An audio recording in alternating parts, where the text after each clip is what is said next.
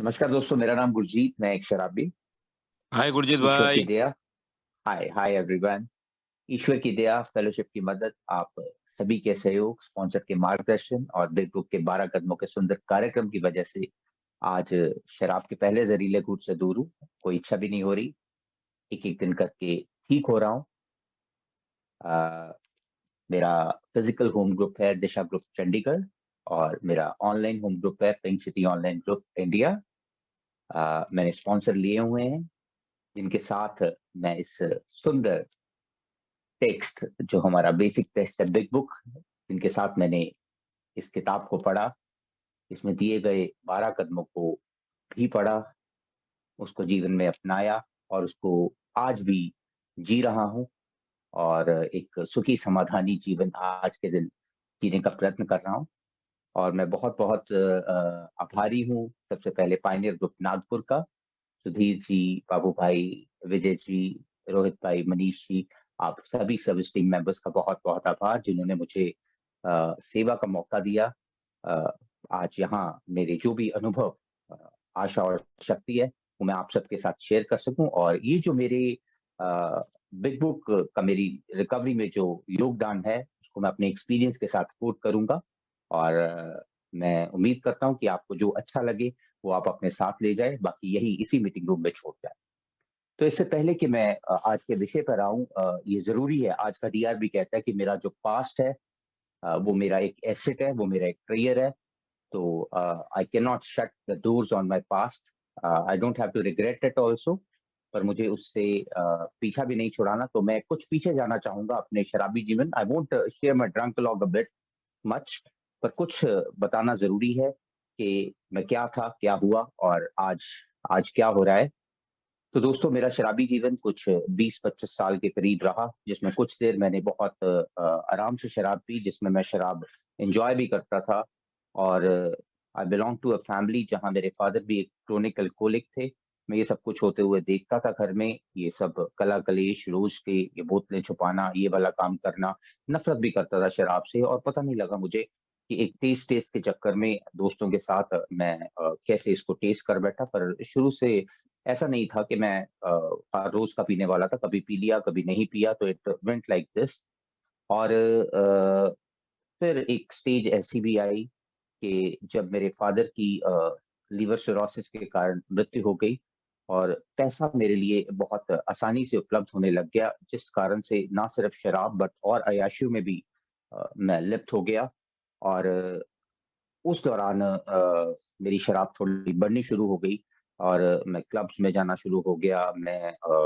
But अभी भी कोई ब्लैकआउट्स वाला ऐसा कुछ नहीं था कि मुझे ऐसा नहीं लग रहा था कि ट्रबल है, तो मैं एन्जॉय कर रहा था शराब को। और फिर पीते-पीते ऐसे ही चलता रहा। इतना अब मैं उस चीज़ को रिलेट कर पा रहा हूँ कि शराब की लत ने मुझसे मेरा करियर छीन लिया, मेरी जो मेरी एम्बिशंस थी, वो सब चली गई। मेरे लिए एक शराब, अय्याशी और ये सब भी मेरे जीवन के मकसद रह गए थे और ऐसा करते-करते फिर मेरी मैरिज हुई।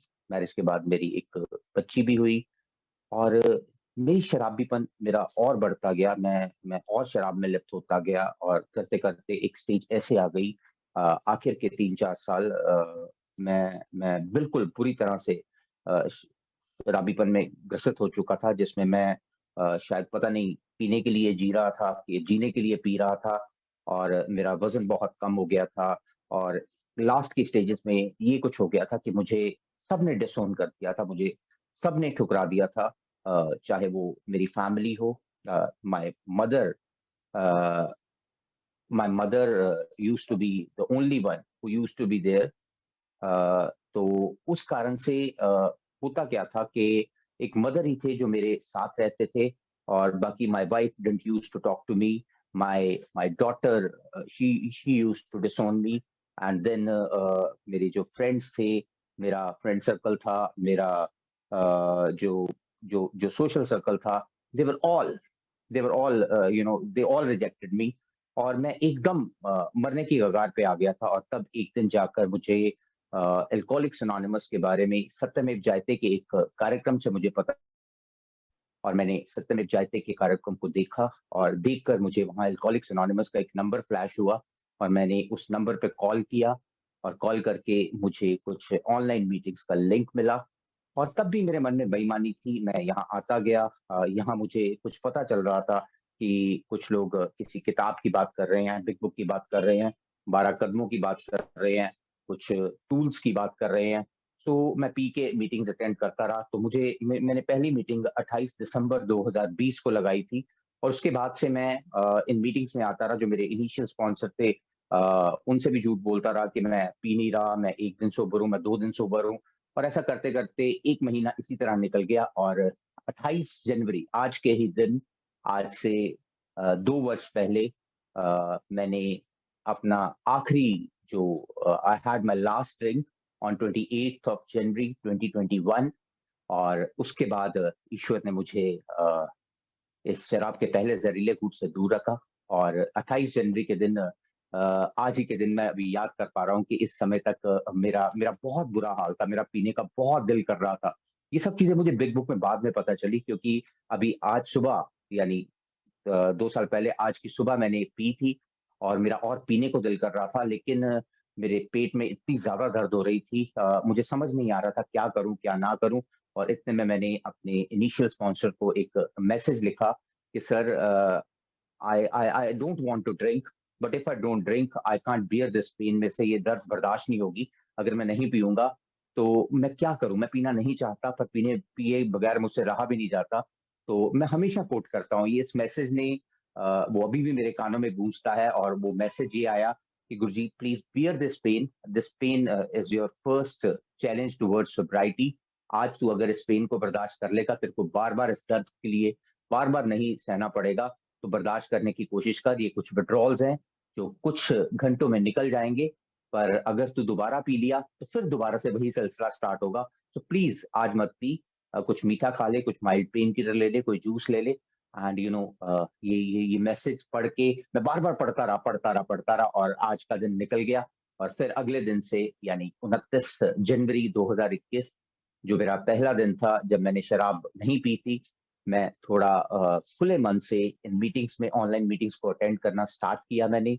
मैंने आप लोगों की बातें सुननी शुरू की और यहाँ मैं जब मीटिंग्स में आता रहा तो मुझे पता चला कि like big book is a book जिसमें इस पूरे डिज़ीज़ के बारे में लिखा हुआ है, पूरा रिकवरी प्रोग्राम दिया हुआ है और मैं सुनता आ रहा था और मेरे मन में एक लालसा जग रही थी कि मुझे भी ये किताब पढ़नी है और मुझे भी ये कार्यक्रम करना है क्योंकि मैं यहाँ सुनता था कि 12 कदमों के सुंदर कार्यक्रम की वजह से मैं आज एक सुखी समा happy joyous and free life I am leading. तो I just also wanted that.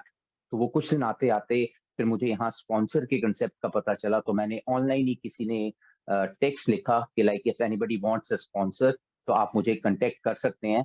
तो मैंने उनको एक एक एक सज्जन को जिन्होंने अपना फ़ोन नंबर मुझे दिया और अपना उनका नाम मेरे सामने आया, तो उनको मैंने एज़ ए स्पॉन्सर करनी स्टार्ट की। तो उन्होंने मुझे कुछ 5 काम दिए कि आप हर रोज़ करो। तब मैं कुछ दिन सोबर था शायद 3-4 दिन, 5 दिन सोबर था और मेरे मन में ये लालसा हो गई थी कि मुझे मुझे वो चाहिए जो ये लोग जिसकी बातें कर रहे हैं। अभी मुझे पता कुछ नहीं था कि क्या है ये? तो उन्होंने मुझे कहा कि आप 5 काम करिए, आप सुबह उठ के प्रार्थना करिए, आप कुछ मीटिंग्स लगाइए, 1-2 ऑनलाइन मीटिंग्स जो हैं, वो लगाइए और आप बिग बुक के 5 पेज पढ़िए, आप 2 मेंबर्स से बातचीत करिए और आप फिर मुझे फ़ोन करिए। तो वहाँ से मेरी इंट्रोडक्शन बिग बुक से हुई और उस दौरान टाइम ऐसा था कि मेरे पास बिग बुक लेने के भी पैसे नहीं थे, मैं इतने बुरे हालात में था, तो मेरा जो होम ग्रुप है, दिशा ऑनलाइन ग्रुप, दिशा दिशा ग्रुप चंडीगढ़, तो मैंने उनसे अपने इनिशियल स्पॉन्सर से कॉन्टैक्ट किया। उन्होंने मुझे फ्री ऑफ कॉस्ट मुझे बिग बुक भेजी सॉफ्ट कवर। आज भी मेरे पास वही है, मैं उसी को लेके बैठा हुआ हूँ और ये किताब मुझे भेजी और जिसने आगे चलकर मेरी ज़िंदगी को बिल्कुल 360 डिग्री टर्न अराउंड करना था। तो मैं 5 पेज पढ़ता था, एज़ ए नॉवल ही पढ़ रहा था। मुझे कोई पढ़ाने वाला तो नहीं था, मुझे ये नहीं पता था, तो मैं उनसे शाम को बात करता था कि मैंने 5 पेज पढ़ लिए हैं जी, मैंने आज ये सारा कुछ कर लिया है। कई बार वो मेरा फ़ोन उठाते थे, कई बार नहीं भी उठाते थे। तो ऐसा करते-करते कुछ दिन निकल गए, मुझे समझ नहीं आ रहा था। मैं बिग बुक पढ़ रहा था, फिर मुझे कुछ समझ नहीं आ रहा था। मैं कुछ वर्ड्स मुझे नहीं समझ आते थे या मुझे कुछ लाइन समझ नहीं आती थी। मैं उनसे फ़ोन पे बात करने की कोशिश करता था, वो कहते थे, "मैं कुछ दिनों में स्टार्ट करवाऊँगा, 2-4 बंदे और हो जाएँगे, मैं कुछ दिनों में स्टार्ट करूँगा, तू ऐसा कर 30 दिन पूरे कर ले।" तो वो 30 दिन भी निकल गए और मैं पढ़ता जा रहा था बिग बुक, जो आगे पढ़ता था, पिछला भूल रहा था, समझ कुछ आ नहीं रहा था, अपनी मर्ज़ी से अंडरलाइन कर लेता था या कुछ वर्ड कुछ होता था, किसी ओल्ड टाइमर को फ़ोन करके पूछ लेता था और वहाँ भी कई कई बार तो मेरे साथ ऐसा होता था, किसी ओल्ड टाइमर को मैं फ़ोन करके बात करता था कि मुझे बिग बुक में ये लाइन नहीं समझ आई, वो कहता, "तू क्या करनी है बिग बुक? ये क्या कर रहा है? तुझे कितने दिन हुए हैं?" मैं कहा, "जी, अभी महीना होने वाला है।" "तो ये बिग बुक का काम है, मीटिंग लगाओ, 90 दिन 90 मीटिंग करो और उसके बाद ये सब कुछ करना।"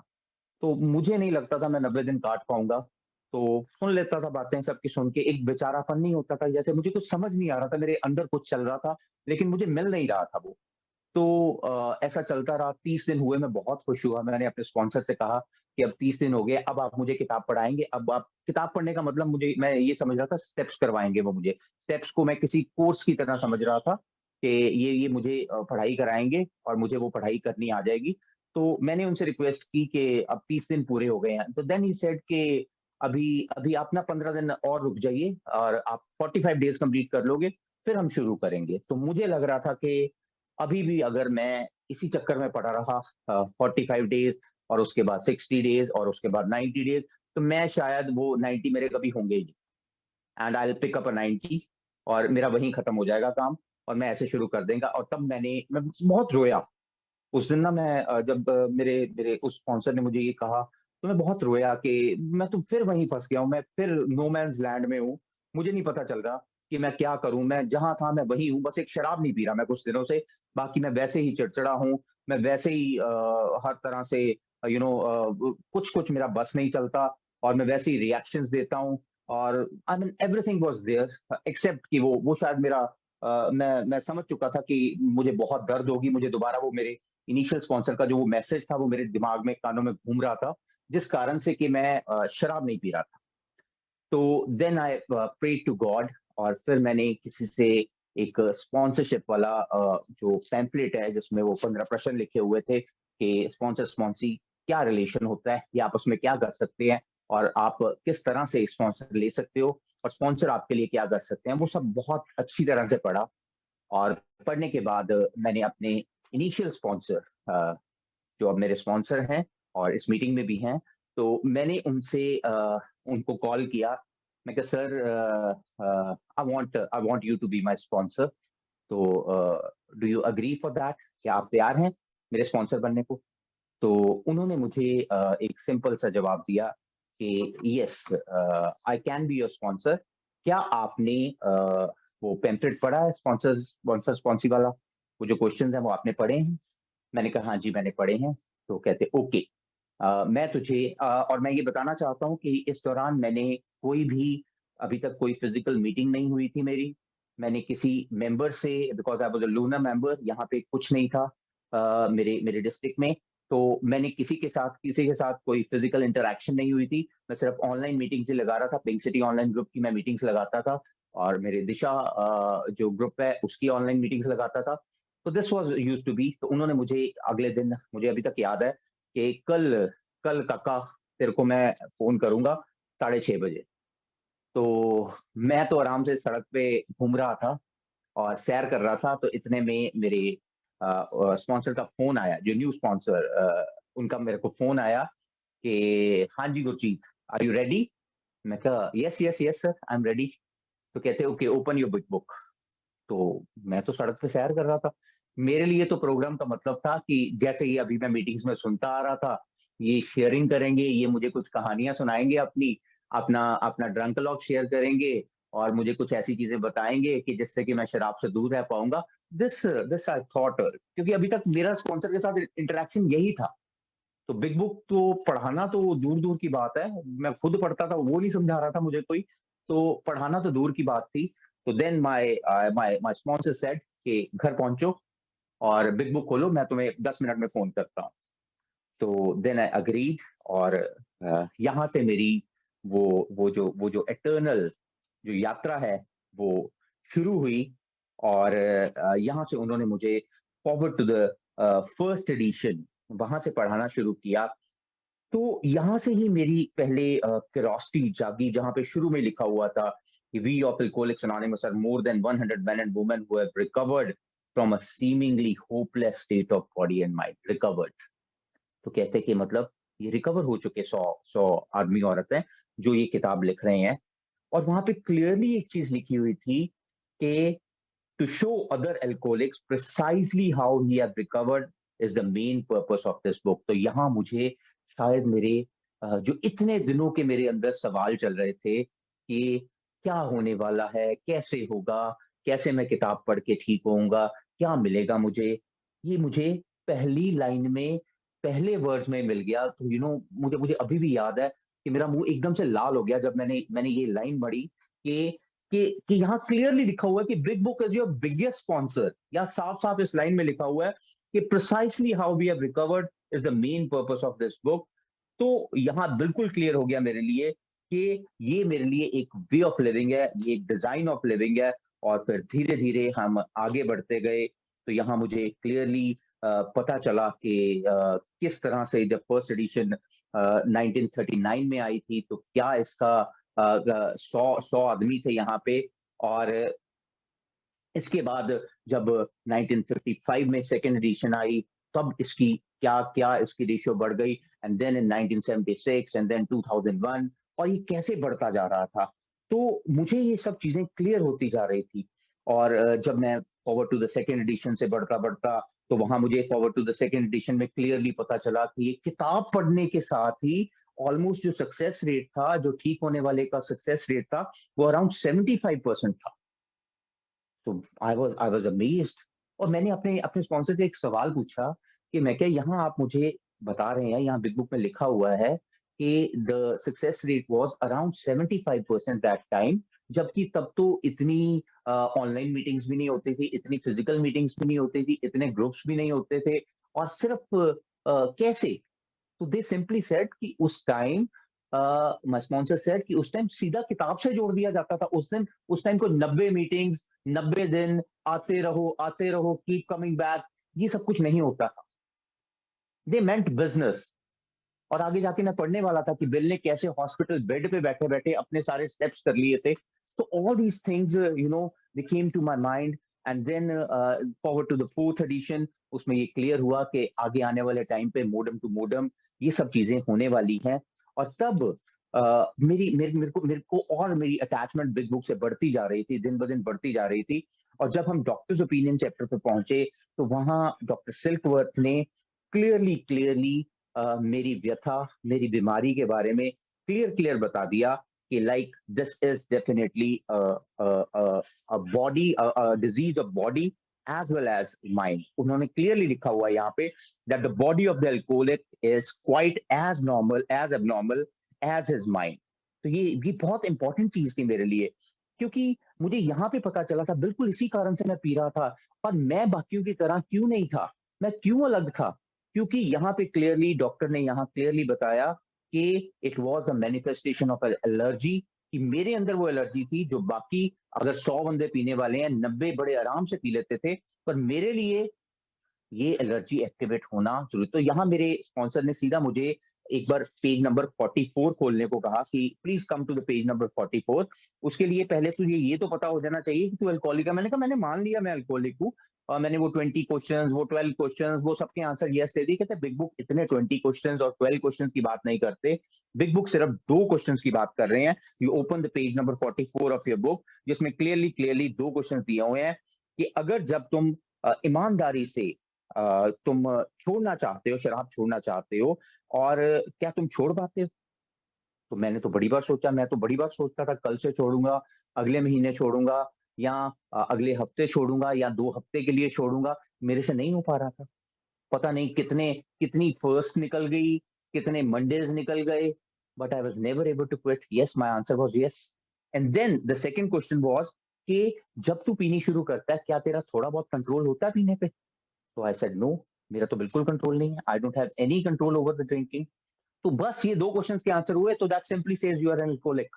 अब और कुछ ज्यादा ज्यादा सवाल, ज्यादा कंडीशंस, ज्यादा इधर उधर की चीजें करने की जरूरत नहीं है।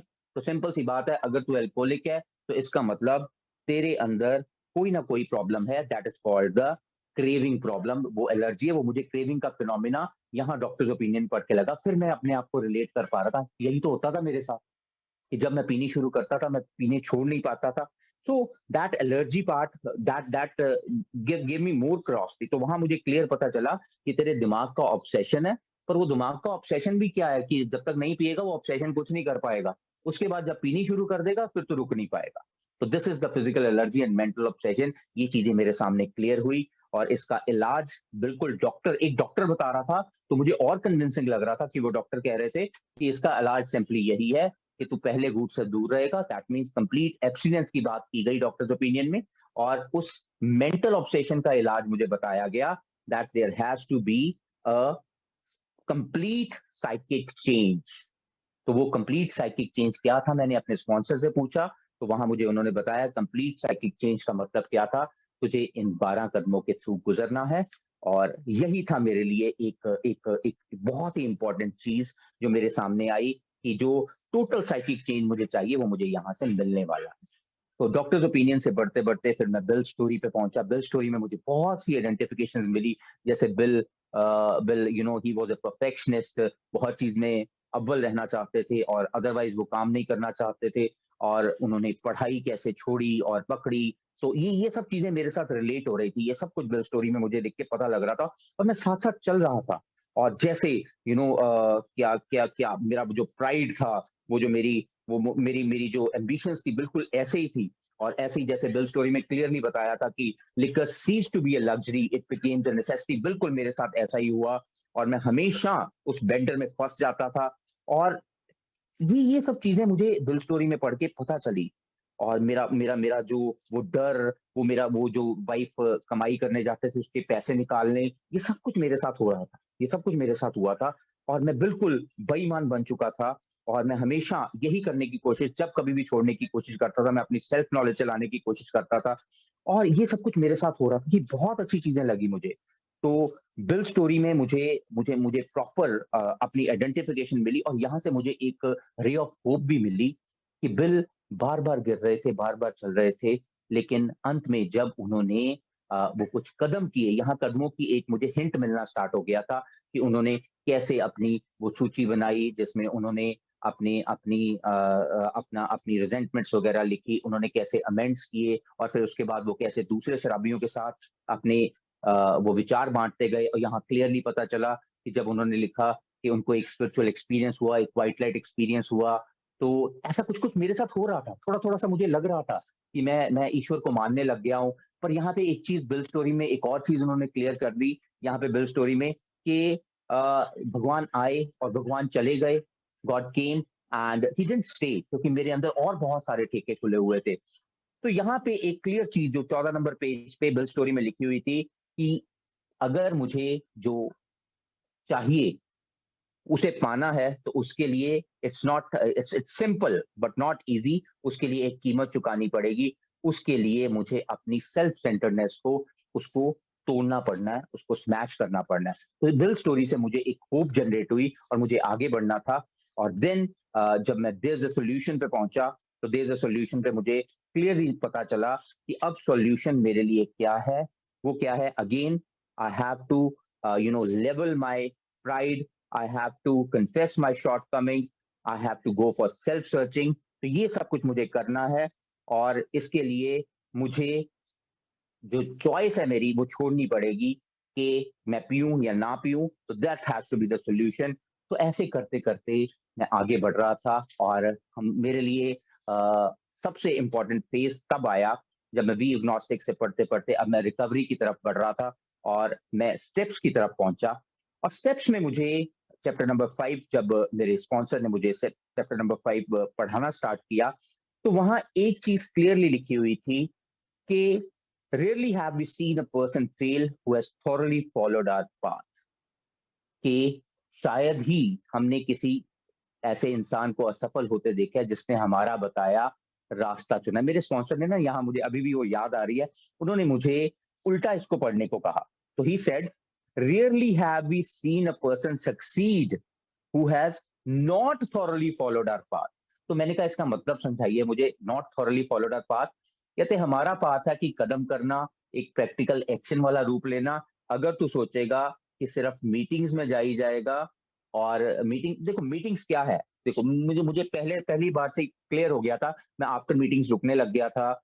ऑनलाइन मीटिंग्स में भी होता क्या था, यहाँ बहुत से ऐसे मिसक्रिएंट्स आते थे जिनका जिनका काम ये होता था कि जो कुछ हुआ उस शेयरिंग की चीर फाड़ करना और किसी की कैरेक्टर असैसिनेशन करना, मुझे ये चीजें बहुत अच्छी लगने लग गई थी। तो मैं आफ्टर मीटिंग बहुत बहुत देर तक, अगर 10 साढ़े 10 बजे मीटिंग खत्म हुई तो मैं 2-2 बजे तक रुकता रहता था। तो उन्होंने मुझे, मेरे स्पॉन्सर ने एक चीज क्लियर कर ली, देखो मीटिंग्स इज फेलोशिप, दोस्ती डिनर की तरह है, यहाँ मिलोगे चलोगे। आचरण को अगर आपने ठीक करना है तो उसके लिए एक रिगरस एफर्ट्स चाहिए, वो इस कार्यक्रम को करना, इन स्टेप्स को करना, ये किताब ने भी बताया है। तो किताब ने क्लियरली कह दिया था कि rarely have we seen a person succeed who has not thoroughly followed a path, तो मुझे ये पाथ करना था। तो यहाँ पे एक चीज क्लियर हो गई थी कि इफ के जो हाफ मैयर्स थे, they are not going to avail me anything. If I want what they have, I have to go to any length. वो लेंथ क्या थी, तो उसके लिए मुझे कुछ स्टेप्स की तरफ आगे बढ़ना था। तो यहां से मुझे बहुत खुशी हुई कि जब मेरा स्टेप्स का सिलसिला शुरू हुआ, तो पहला कदम जो मेरा था, we admitted that we were powerless over alcohol, that our life had become unmanageable. तो यहाँ बिग बुक ने क्लियरली बताया कि ये पावरलेसनेस क्या चीज है। तो पावरलेसनेस के लिए तो मुझे मेरे स्पॉन्सर पेज नंबर 30 पे ले गए कि वहां पे पावरलेसनेस का मतलब क्या है। कि सिंपल सी बात है, तूने ये तो 44 नंबर पेज पे तूने जो 2 सवाल थे वो तूने आंसर कर दिए, कि बिग बुक ने कहा कि वो आंसर कर दिए कि तू एक अल्कोहलिक है, और तो उस अल्कोहलिक होने के लिए तू अपनी ना तो क्वांटिटी पे कंट्रोल कर सकता है, ना अगर तू रुकना चाहता है, कुछ देर के लिए छोड़ना चाहता है छोड़ सकता है। तो इसका मतलब, पावरलेसनेस का मतलब मेरे लिए क्लियरली था that we had to fully concede to our innermost selves that we were alcoholics. मुझे पूरी तरह से मानना था, डीप डाउन अंतरात्मा तक मुझे ये मानना था कि मैं एक शराबी हूं। अच्छा, अगर मैं शराबी हूं तो फिर इसका मतलब क्या हुआ, तो आगे लिखा है the delusion that we are like other people और may be has to be smashed, कि मैं बाकियों की तरह कभी पी सकता हूं या अभी पी सकता हूं, इस धारणा को पूरी तरह तक मुझे चकनाचूर करना था। ये थी पावरलेसनेस। बिल्कुल माना मैंने, डीप डाउन द कोर मैंने ये चीज मानी। ये हो गया पहले कदम का पहला हिस्सा। फिर दूसरे हिस्से में कहा that we were our life had become unmanageable. अब ये अनमैनेजेबिलिटी पोर्शन क्या था, ये भी मेरी जिंदगी में बिग बुक बहुत बड़ा रोल प्ले किया। जब मुझे अनमैनेजेबिलिटीज लगती थी कि मेरे को कोई प्यार नहीं करता, मुझे मुझे मुझे दोस्त कोई ये नहीं देते, मेरे पास पैसा खत्म हो गया है। आई मीन मुझे मुझे ऐसा लगता था, ये अनमैनेजेबिलिटीज लगती थी। तो मुझे बिग बुक ने मुझे क्लियर क्लियर मुझे मेरा आईना दिखाया 52 नंबर पेज पे, देख भाई यहाँ पे अनमैनेजेबिलिटीज लिखी हुई है, पैराग्राफ नंबर 3 में यहाँ अनमैनेजेबिलिटीज लिखी है। पहला, you have trouble with your personal relation. Yes, मेरी बीवी के साथ, मेरे बच्चे के साथ, मेरे दोस्तों के साथ, मेरे रिश्तेदारों के साथ, मेरे मेरे दुकानदारों के साथ, मेरे जिनसे मैं उधार चीजें लेता था, सबके साथ मेरे रिश्ते खराब थे। Yes, my answer was yes. Then could not control our emotional nature. बिल्कुल, कहां मैं इमोशनल नेचर कंट्रोल कर पाता था अपना। जरा सा फोन आ गया, किसी ने मुझे कुछ कह दिया, मैं तो उसकी माँ बहन एक करने को करता था। और उसके बाद जहां मुझे रोना होता था वहां मैं हंसता था, जहां मुझे हंसना होता था वहां मुझे रोना होता वहां मैं रोने लग जाता था। This was my emotional nature. Yes, my answer was yes. I had no control over my emotions.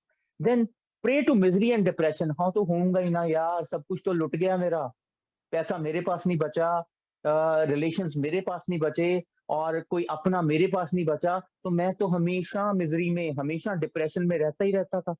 Yes, my answer was yes.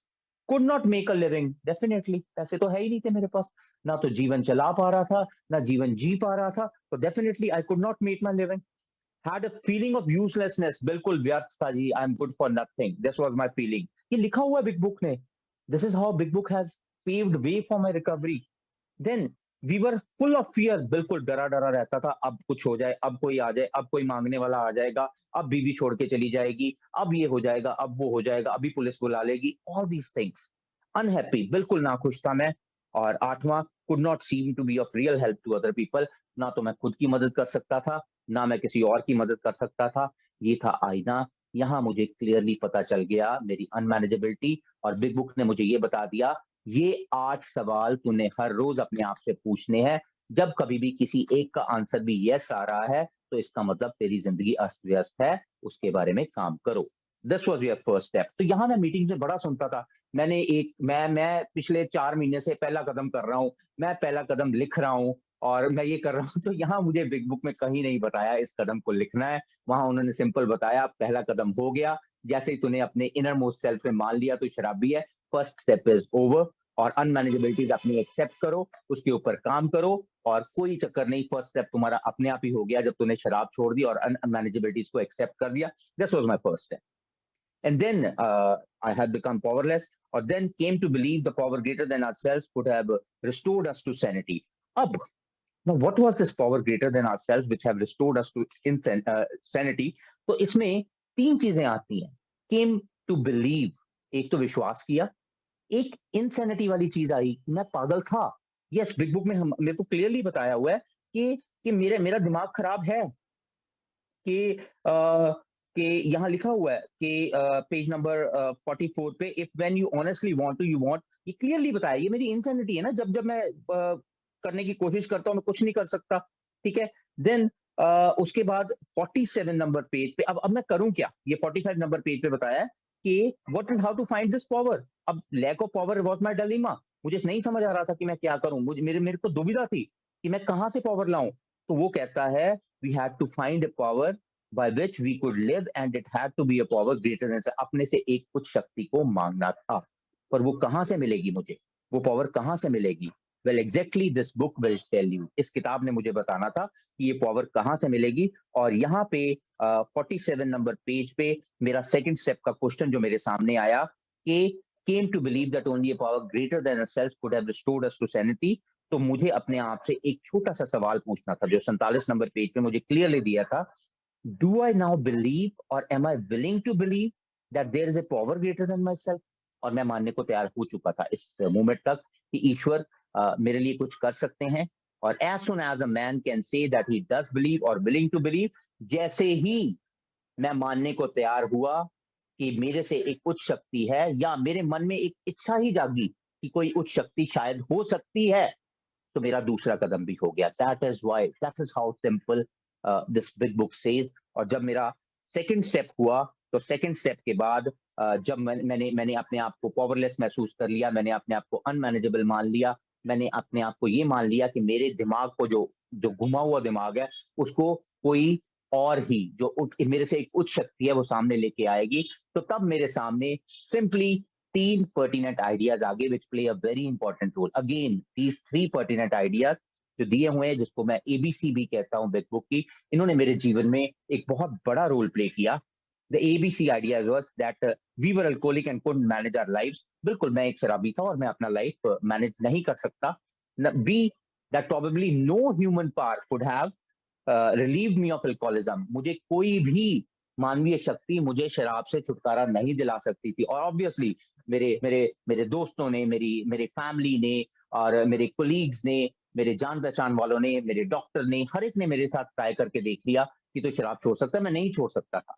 तो कर कौन सकता है?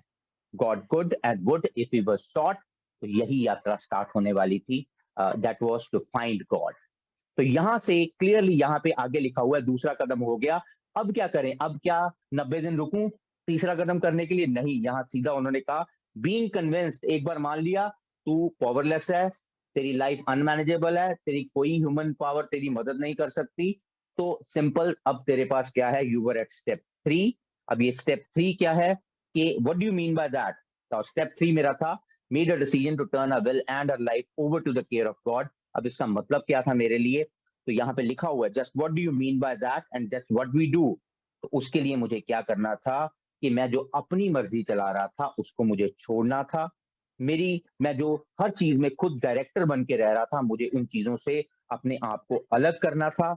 और उसके लिए यहाँ लिखा हुआ है जो मेरे अंदर का डायरेक्टर है, जो हर चीज में खुद की चलाता है, उसको मुझे मारना था। मैं हमेशा से सेल्फ सीकर रहा हूं, तो जो मेरे वाला एक्टर है वो हमेशा ही एक सेल्फ सेंटर्ड, ईगो सेंट्रिक इस तरह का रहा है। तो यहाँ 62 नंबर पेज पे मुझे क्लियरली बता दिया गया दैट मेरी प्रॉब्लम क्या थी, जो मुझे ठीक नहीं होने दे रही थी, that was selfishness, self centeredness is the root of our troubles. यहाँ कहीं नहीं लिखा कि शराब is the root of troubles. यहाँ क्लियरली लिखा है, बिग बुक ने मुझे क्लियरली बताया है दैट सेल्फिशनेस और self centeredness is the root of our troubles and I am driven by 100 forms of fear. तो उसके लिए मैंने क्या करना है, I am running short of time also, तो मैं थोड़ा सा जल्दी करने की कोशिश करता हूँ।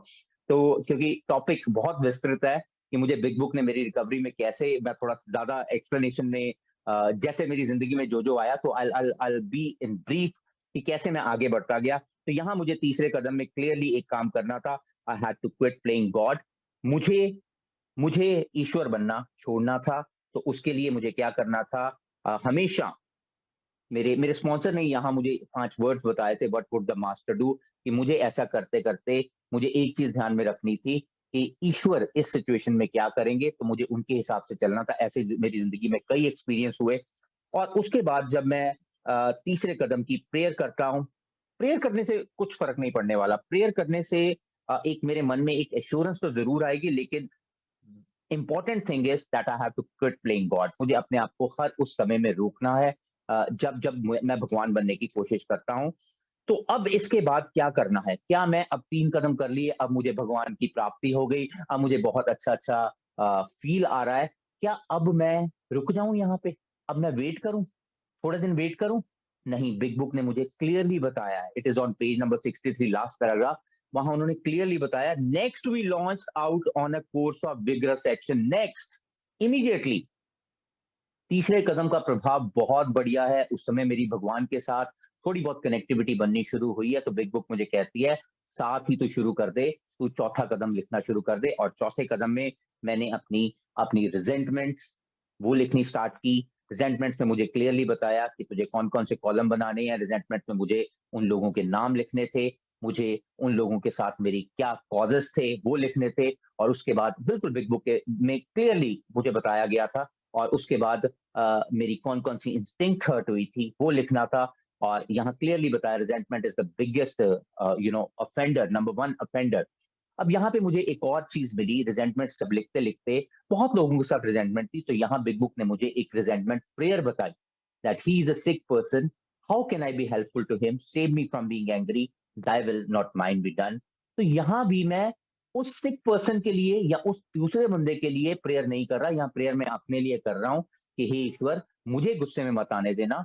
और इस करने के दौरान, क्योंकि वो एक बीमार व्यक्ति है और मैं कैसे उसकी मदद कर सकता हूँ, तो जैसे मैंने रिजेंटमेंट इन्वेंटरी लिखी, वहां से मेरे कैरेक्टर डिफेक्ट निकले। ऐसे ही मैंने फियर की इन्वेंटरी लिखी, तो फियर में भी मुझे बिग बुक ने प्रेयर बताई कि हे ईश्वर, मेरे डरों को दूर करो और मेरी अकल को वो दिशा दिखाओ जो आप दिखाना चाहते हो। और ये प्रेयर मैं करता हूँ और उस समय भी करता था। और जब जब मुझे डर आता है तो मुझे ये प्रेयर करता हूँ। फिर मेरे सेक्स कंडक्ट के बारे में मैंने लिखा। और फिर उसके बाद ये सब कुछ करने के बाद, पूरी इन्वेंटरी लिखने के बाद, आई वाज एट स्टेप 5। तो that was the action which I have to do. I could not, यहाँ लिखा हुआ है, this is a vital step which you can not skip. तो मैंने फिफ्थ स्टेप में अपने स्पॉन्सर के साथ, ये फिफ्थ स्टेप करना है, कब करना है? उसी समय करना है। जैसे ही मैंने चौथा लिख लिया, मुझे उसी समय पांचवा कदम करना है। और वो पांचवा कदम करने के लिए मुझे अपने स्पॉन्सर के साथ, that was the first time जब मैं अपने स्पॉन्सर से मिला और उनके साथ मैंने बातचीत की, पांचवा कदम किया। और पांचवा कदम करने के बाद मुझे ऐसे लगा कि जैसे मैं एक बैगेज छोड़ के आया हूँ। तो ऐसा करने के बाद मुझे 75 पेज पे मुझे बिग बुक क्लियरली बताती है कि जब ऐसा करने के बाद तूने 1 घंटा रिलैक्स करना है, एक बार फिर से गो थ्रू करना है, पहले 5 कदम जो किए हैं। और यहाँ से ये करने के बाद, 5वां कदम करने के बाद, I was on step 6 and 7। तो वहाँ क्लियरली मुझे अपनी जो मेरे डिफेक्ट्स उभर के आए, उनको मैंने एक पूरी तरह से तैयार होना है कि मैं इनको छोड़ना चाहता हूँ। और उसके लिए मुझे भगवान से रिक्वेस्ट करनी है। और फिर मैंने 7 step prayer with my creator, I am now willing that you should have all of me, good and bad. I pray that you now remove from me every single defect of character that stands in the way of my usefulness to you and my fellows. तो ये मैंने prayer करता हूँ। और इस prayer से मेरी बहुत सी चीजें हल हो जाती है। देन 8 एंड 9 जिसमें मैंने लिस्ट बनाई, वो मुझे बताया गया था, जिन जिन के साथ तुमने अभी अमेंड्स करने हैं, जिनके साथ तुमने रुक के अमेंड्स करने हैं, इनके साथ तुमने कभी अमेंड्स नहीं करने, उनकी लिस्ट बनाइए, उनके साथ डायरेक्ट अमेंड्स कीजिए। उसके लिए तैयार, ये बिग बुक ने बताया, ये तैयार होके जाओ कि ये अमेंड्स करते समय तुम्हारे साथ कुछ गलत भी बोल सकते हैं, and all these things. And then there are the famous 9 step promises. 9 कदम करने के बाद मेरे कुछ प्रोमिसेस हल हुए, जिसमें मुझे बताया गया कि मुझे एक नई आज़ादी मिलने वाली है। मैं पिछली अपनी हरकतों को ना तो रिग्रेट करूँगा, तो ना ही उनके लिए शट डोर करूँगा, और मुझे सेरेनिटी का पता चलेगा, मुझे पीस का पता चलेगा। जितना मर्ज़ी मैं आगे आ जाऊँ, लेकिन मेरे एक्सपीरियंस लोगों को कैसे हेल्प करेंगे, और मेरा सेल्फिश थिंग्स में इंटरेस्ट लूज़ हो जाएगा, self dipping will slip away, fear of people and economic insecurity will leave us, और अचानक मुझे ये एहसास होगा, ईश्वर मेरे लिए वो कर रहे हैं जो मैं अपने लिए नहीं कर सका। तो ऐसा करने के बाद आई वाज़ ऑन स्टेप 10। अब वो जो मेरी सैनिटी खत्म हुई थी, वो 10वें कदम में वो वापस, I will just take 5-7 minutes more. और जो जो मेरी सैनिटी खत्म हुई थी, वो रिस्टोर हुई 10वें कदम में। 10वें कदम में मुझे क्या करना था, मैं एक दिहाड़ीदार बन के सामने आ चुका था, और मुझे क्लियरली बताया गया था कि पेज नंबर 85 पे मुझे क्लियरली बताया गया था कि all what I have is a daily reprieve contingent on the maintenance of our spiritual condition। यानी मुझे डेली बेसिस पे अपने जो भी वो चौथे से 9वां कदम है, वो डेली बेसिस पे करना है। उसके लिए मुझे स्पॉट इन्वेंटरीज लेनी पड़ेगी, मुझे क्या करना पड़ेगा, और फिर ये 10वां कदम, मैं दिहाड़ीदार बन के 10वां कदम अपना रोज लिखूंगा। लेकिन वो 10वां कदम 11वें में मिलेगा, जो पेज नंबर 86 में मुझे बताया गया है, रात को सोने से पहले तुझे किन किन चीजों का ध्यान रखना है। किसी को नुकसान तो नहीं पहुंचाया, किसी का मन तो नहीं दुखाया, किसी से अपॉलॉजी तो नहीं चाहिए, क्या किसी के काम आ सका या नहीं आ सका। और इन सब चीजों को देख के मुझे अपनी इन्वेंट्री बनानी है, और इन इन्वेंट्री को बना के मुझे अपने स्पॉन्सर के साथ शेयर करना है। और अगले दिन सुबह उठकर on awakening I have to plan my day. लेकिन इतनी चीज याद रखनी है कि मुझे सेल्फिश और ये जो सेल्फ पिटी और डिसऑनर मोटिव से दूर रहना है। और आखिर में मुझे बताया हुआ है, 86 नंबर पेज के लास्ट में मुझे बताया हुआ है कि किसी चक्कर में भी तू फंसता है, तो then you have to pray to God, और वो तुझे निकाल लेंगे। वो इंट्यूटिवली वो तुझे कोई ना कोई इंट्यूशन देंगे, वो तुझे कोई ना कोई किसी तरह की डायरेक्शन देंगे, वो किसी ना किसी तरह की तुझे डिसीजन देंगे, और तू निकल जाएगा। इसको प्रैक्टिस करते करते, और ये करते करते मुझे 11वें कदम में I have a conscious contact with God. और फिर आगे बिग बुक ने मुझे बताया, जब तू ये 11 कदम कर चुका है, how you have to work with the others. उसके लिए उन लोगों से काम करना है जो प्रोस्पेक्ट्स है। पर एक चीज ध्यान रखनी है, carry the message not alcoholic. तूने उनको मैसेज देना है, उनसे किस तरह से उनकी पूरी हिस्ट्री पहले जाननी है, फिर उनसे बात करनी है, फिर उनके साथ काम करना है। और यही मैं कर रहा हूँ। और या फिर मुझे मुझे अपनी फैमिली के साथ कंटिन्यूअसली अमेंड्स करते रहना है। That means I have to take these things into my account, कि मैं अपने अपने परिवार के लिए क्या कर रहा हूँ, मैं उनके साथ क्या कर रहा हूँ। I have to practise these things into my daily life. So this is what Big Book has given it to me. I could speak at length. अभी बहुत बहुत कुछ है मेरे पास बोलने का। तो this is the role that big book has played in my recovery. तो यहाँ पे मैं खत्म करना चाहूंगा, और शुक्रिया भी अदा करना चाहूंगा आप सबका, अपने स्पॉन्सर का, और अपने बिगेस्ट स्पॉन्सर यानी बिग बुक का, जिसने मेरी रिकवरी में बहुत इंपॉर्टेंट रोल प्ले किया है। आज मैं बहुत बहुत अपने आप को ब्लेस्ड फील कर रहा हूँ कि जिन्होंने मेरे को बिग बुक पढ़ाई, मेरे साथ बिग बुक पढ़ी, मेरे साथ पेंस टेकिंग एफर्ट लिए, मेरे स्पॉन्सर वो भी यहाँ है, और जिनके साथ, मेरे दोस्तों के साथ मैं बिग बुक पढ़ रहा हूँ, वो भी यहाँ इस मीटिंग में है। मुझे और क्या चाहिए? मेरी झोली इतनी भर चुकी है कि पैसा वैसा is secondary now for me. So मेरे लिए यहीं रहना, यहीं करना। इन 2 सालों में with in yes 1 hour left, that I'll be celebrating my second sobriety birthday entirely by accepting God's grace। तो मुझे और क्या चाहिए? मुझे सब कुछ मिला है, और big book is the pivotal role that has played to it। And thank you so much for a patient listening। Thank you so much, Chairperson, for giving me a chance, and thank you everyone for being there in my journey। Thank you so much।